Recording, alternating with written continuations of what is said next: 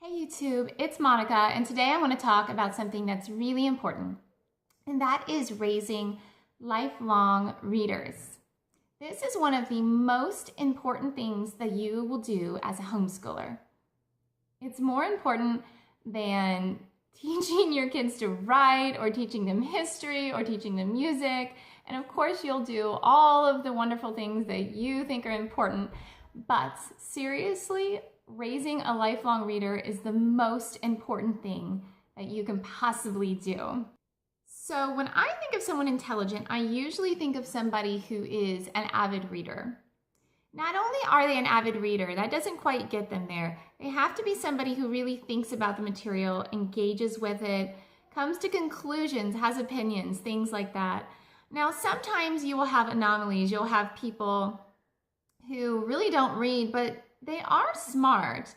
But as a parent, I really don't want to take my chances with my kids. I want to ensure that they're going to be smart.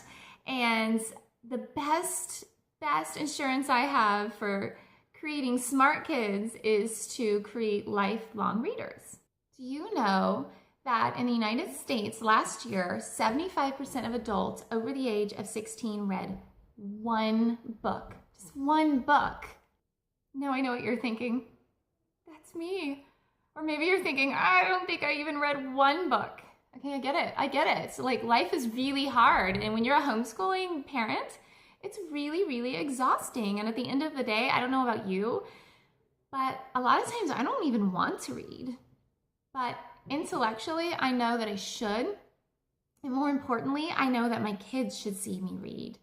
And I want to be an educated person. I want to improve as I get older. And the only way I can really do that is to read and to engage with the material. Now back to creating lifelong readers. There's a few ways that you can really, increase the chances that your kids are going to be lifelong readers. One way is to take them to the library every week or maybe every other week, but it's a ritual. So it's predictable. The kids know when they're going to go. For us, every Monday, we go to the library and we get a stack, I kid you not, like that, of books. It's a big stack of books, okay? A lot of books.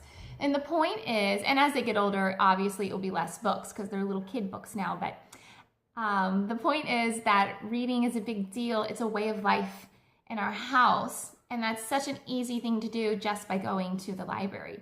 Just by reading to them is the other thing. Read aloud to your kids, and don't stop just because they've learned to read. For goodness sake, don't stop unless they insist that you stop. But other than that, keep reading. Read to them when they're 14, 15, 16. Have them read to you when they're older. Make it something that is something you do together as a family. Create good memories that involve reading. You want, when your kids think about reading, for them to have warm fuzzies. That's the goal here, right?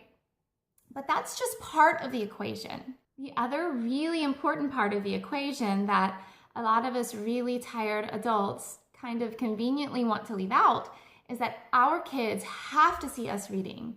They have to see at least one adult in a house reading most days. Because if they don't, the conclusion that they're going to come to is that reading is something that kids do. And kids don't want to be kids as much as us adults think that they want to be kids. They want to be adults. They want to be like us. They want to copy us.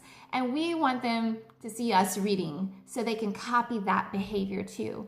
Because our actions speak a lot louder than our words, a lot louder. And if they never see you reading, what you're telling your kids is that reading is not something adults do, it's not something that you value, and it's not important to you. But it is important.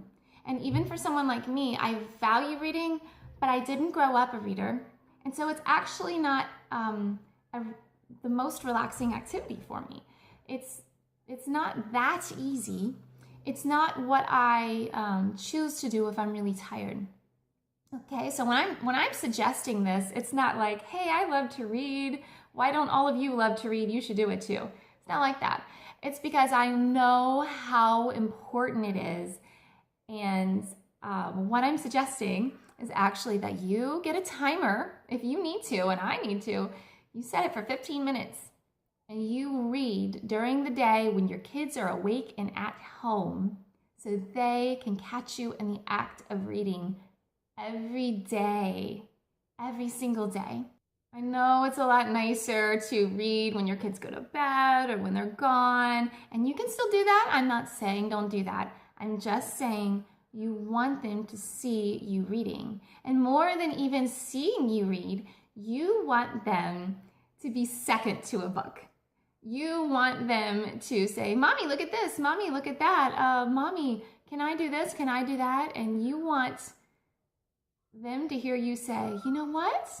I'm reading, and in about 10 minutes, I will answer your question. Because they know how important they are to you. And if you are making them second to a book for a few minutes every day, they're going to also know how important books are and how important reading is. So make reading truly important. Make your actions speak louder than your words. So I hope that was a little food for thought. Put it on your checklist. If you have a checklist for what you're going to do today, put, I am going to read for 15 minutes during the day so my kids can see me read, because it's just as important as teaching your kids to read or reading to them. Okay, so if you like this video, please click thumbs up.